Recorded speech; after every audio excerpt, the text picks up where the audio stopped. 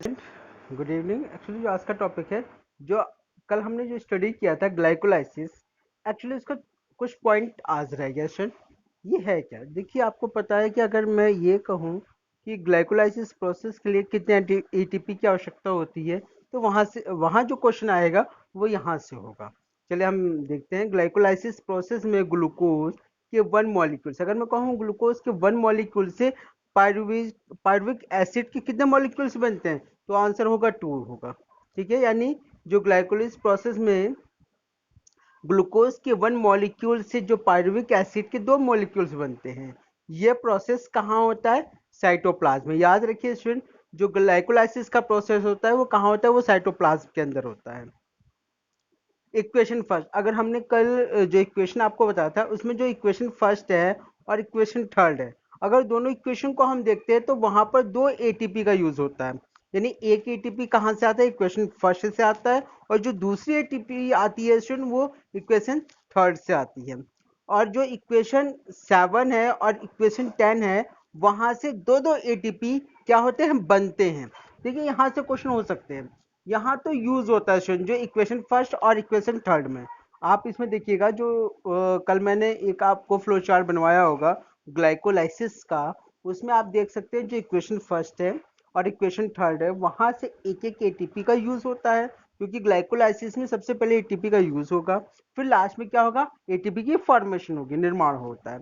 और जो इक्वेशन 7 है और जो इक्वेशन 10 है, उसमें से 2 एटीपी इक्वेशन 7 से आएगा और 2 एटीपी इक्वेशन 10 से आएगा, तो टोटल कितने एटीपी हो जाएंगे? 4 एटीपी की फॉर्मेशन होती है। अब हम ये देखते हैं जो ग्लाइकोलाइसिस है उसका पूर्ण इक्वेशन, यानी हम देखते हैं जितने भी इक्वेशन है तो हमें कितने एटीपी का बेनिफिट मिलता है या लाभ होता है। तो हमें देखते हैं 4 एटीपी का फॉर्मेशन हुई है और 2 एटीपी क्या हुआ है? वहां यूज हुआ है। तो टोटल कितने? टोटल नहीं है स्टूडेंट, यहाँ देखिए टोटल नहीं हम कहेंगे, हम यहाँ कहेंगे कि कितने एटीपी का लाभ होता है? 2 एटीपी का लाभ होता है। ठीक है, अगर मैं टोटल की बात करता हूँ स्टूडेंट, तो कितने एटीपी का होगा? 8 एटीपी का। यह हम आगे स्टडी करेंगे। ईटीएस इलेक्ट्रॉन ट्रांसफर सिस्टम में 2 एनएडी का रिड्यूस होकर 2 NAD2H की फॉर्मेशन होती है। यानी जो NAD है उससे NAD2H की फॉर्मेशन होती है। तो NAD के कितने मॉलिक्यूल से? 2। और 2 NAD2H के कितने मॉलिक्यूल्स की फॉर्मेशन होगी? 2 फॉर्मेशन होगी। आपको पता है कि एक NADP से 3 ATP का फॉर्मेशन होती है, यानी एक NAD2H कितने एटीपी के इक्वल होते हैं? 3 एटीपी के इक्वल होते हैं। तो आप ये देखिए 2 NAD2H बना था, उसकी अगर मैं मल्टीप्लाई 3 से करूं, क्यों? क्योंकि एटीपी में मैं चेंज करूंगा तो कितने एटीपी हो जाते हैं? 6 एटीपी हो जाते हैं। और हमने ये देखा है इक्वेशन इक्वेशन 7 और इक्वेशन 10 में कितने एटीपी मिले थे हमें? 4 भी मिले थे। तो 6 और 4 कितने होते हैं? 10 होते हैं। अब हमने ये देखा था जो इक्वेशन फर्स्ट है और इक्वेशन थर्ड है, तो एक एटीपी का यूज इक्वेशन फर्स्ट से हुआ था और एक एटीपी का यूज इक्वेशन थर्ड से हुआ था। तो कितने एटीपी का यूज किया गया? 2। तो हम ये देखते हैं 10 में से अगर मैं 2 घटा दूं तो 8 एटीपी। अब यहां से एक क्वेश्चन आता है, जो ग्लाइकोलाइसिस में संपूर्ण यानी टोटल जो क्रिया होती है, रिएक्शन होता है, उसमें कुल कितने एटीपी मॉलिक्यूल्स का लाभ होता है? तो यहाँ पर 8 आएगा। देखिए, अगर कुल की बात की गई है तो 8 आएगा। ठीक है, नेक्स्ट है फर्मेंटेशन। देखिए स्टूडेंट, फर्मेंटेशन क्या होता है? ये काफी अच्छा क्वेश्चन है। फर्मेंटेशन, अगर हम फर्मेंटेशन की बात करते हैं तो आपने देखा जैसे दूध से दही बनना, अल्कोहल बनना, ये सब फर्मेंटेशन प्रोसेस होता है। इसमें हम बैक्टीरिया का यूज करते हैं या ईस्ट का यूज करते हैं। फर्मेंटेशन में ईस्ट, ये एग्जाम में आ सकता है, ईस्ट द्वारा ग्लूकोज का अनऑक्सी, अनऑक्सी का मतलब यहाँ ऑक्सीजन की आवश्यकता नहीं होती है। अनऑक्सी परिस्थितियों यानी एनारोबिक कंडीशन में अपूर्ण ऑक्सीडेशन यानी इनकम्प्लीट ऑक्सीडेशन होता है। इस रिएक्शन द्वारा पायरुविक एसिड, एक चीज ध्यान रखिए स्टूडेंट, जब भी ग्लूकोज का ब्रेक डाउन होगा वो पायरुविक एसिड में ही होगा। क्लियर? तो यहाँ जो पायरुविक एसिड CO2 और इथेनॉल, CO2 क्योंकि फर्मेंटेशन में किस में चेंज होगा? CO2 और इथेनॉल में चेंज हो जाते हैं। यह एंजाइम, अब याद रखिए स्टूडेंट, यहाँ कौन सा एंजाइम आएगा? Pyruvic acid decarboxylase.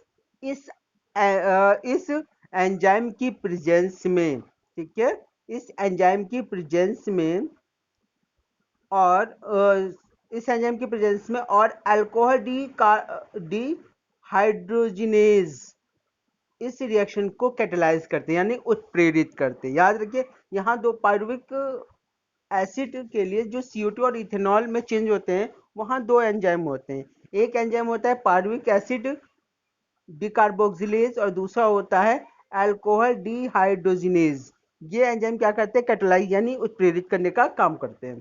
कुछ जीव ऐसे होते हैं, जैसे मान लीजिए मैं बैक्टीरिया मानता हूं, जो पायरुविक एसिड से लैक्टिक एसिड की फॉर्मेशन करते हैं, जो पायरुविक एसिड से लैक्टिक एसिड की फॉर्मेशन करते हैं। मान लीजिए किसी जीव में होता है, या मैं कहूँ जैसे बैक्टीरिया होता है, लेकिन ये प्रोसेस हमारे बॉडी के अंदर भी होता है। मान लीजिए मैं एक्सरसाइज कर रहा हूँ, मैं दौड़ लगा रहा हूँ, रन कर रहा हूँ, तो मैं देखता हूँ जब मैं रन करूंगा तो बहुत देर रन करने के बाद मुझे थकान महसूस होगा, मैं सांस ज्यादा लूंगा और जो मेरी मसल्स होगी वहां पेन होगा, क्योंकि वहां लैक्टिक एसिड क्या होता है? जम जाता है। तो देखिए स्टूडेंट, हमारी मसल्स की सेल्स में एक्सरसाइज करते समय जब सेल रेस्पिरेशन के लिए ऑक्सीजन की कमी आ जाती है, यानी हमारे शरीर की जो मसल्स है वहां क्या हो जाता है? ऑक्सीजन की कमी हो जाती है।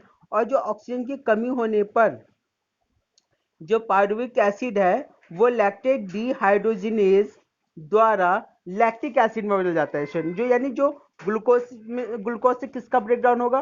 ग्लूकोज का जब ब्रेक डाउन होगा तो वो पायरुविक एसिड में ब्रेक डाउन होगा, और जो पायरुविक एसिड है वहां एक एंजाइम होगा लैक्टेट डिहाइड्रोजिनेज, इसके द्वारा क्या होगा? वो पायरुविक एसिड लैक्टिक एसिड में बदल जाता है, ठीक है। और ये NADH प्लस H प्लस के द्वारा यह प्रोसेस में NAD प्लस ऑक्सीडेज हो जाती है, यानी ये दोबारा हो जाती है प्रक्रिया। जैसे मान लीजिए अब जब मुझे थकान होगी, मैं थोड़ा सा रिलैक्स करूंगा, रिलैक्स करने पे सब चीज नॉर्मल हो जाएगा, clear.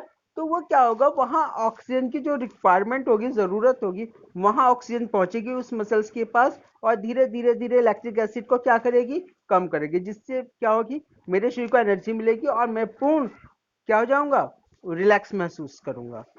Lactic acid and ethanol, देखिए स्टूडेंट ये जो क्वेश्चन है काफी इंपॉर्टेंट है।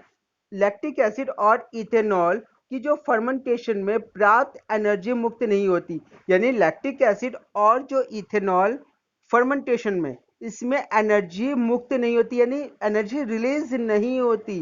ग्लूकोज में 7% से कम एनर्जी मुक्त होती है। मतलब यहाँ ये बात की पर्याप्त मात्रा, एक वर्ड, देखिए एनर्जी तो मुक्त होती है लेकिन उतनी ज्यादा क्वांटिटी में मुक्त नहीं होती। अगर मैं ग्लूकोज की बात करता हूँ तो ग्लूकोज में 7% से कम एनर्जी मुक्त होती है।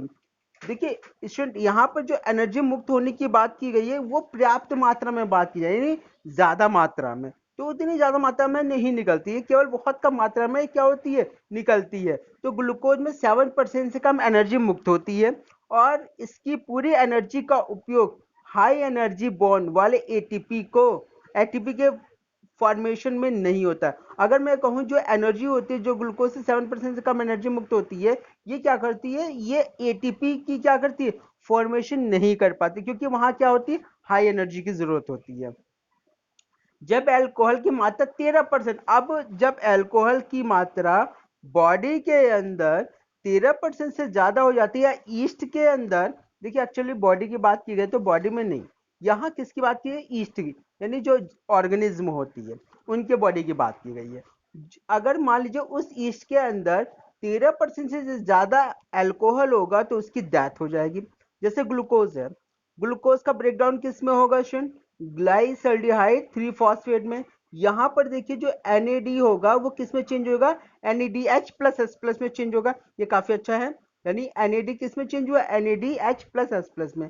फिर इसके बाद ये 3 फॉस्फोग्लिसरिक अम्ल की फॉर्मेशन करेगा, और इसके बाद फास्फोइनोल पायरुविक एसिड, देखिए इसमें किसकी फॉर्मेशन हुई? Phosphoenol pyruvic acid. अब जो पायरुविक फास्फोइनोल पायरुविक एसिड है, इससे पायरुविक एसिड की फॉर्मेशन होगी, और इससे इथेनॉल और CO2 रिलीज होगा, या लैक्टिक एसिड की फॉर्मेशन होगी। अगर हम अपने बॉडी की बात करते हैं तो उसमें लैक्टिक एसिड की फॉर्मेशन होती है। अगर हम ईस्ट के अंदर की बात करते हैं उसमें वो क्या किसकी फॉर्मेशन करता है? इथेनॉल और CO2 की फॉर्मेशन करता है। लेकिन यहाँ पर जो यहाँ से एनर्जी हमें बॉडी के अंदर बनी है NADH प्लस H प्लस, वो चेंज हो जाएगी NAD प्लस में, यहाँ पे भी देखिए जो NADH+H+ वो किस में चेंज होगी, NAD+ में चेंज होगी। तो यहाँ से क्वेश्चन ये भी आ सकता है कि जो एनर्जी चेंज होगी NAD+H+ में पायरुविक एसिड के बाद वो किस में हो सकती है, ये भी इक्वेशन आ सकता है स्टूडेंट, ये भी इक्वेशन आ सकता है और ये भी इक्वेशन आ सकता है, या फिर आ सकता है दोनों। तो इसका आंसर होगा दोनों। ठीक है स्टूडेंट, थैंक यू।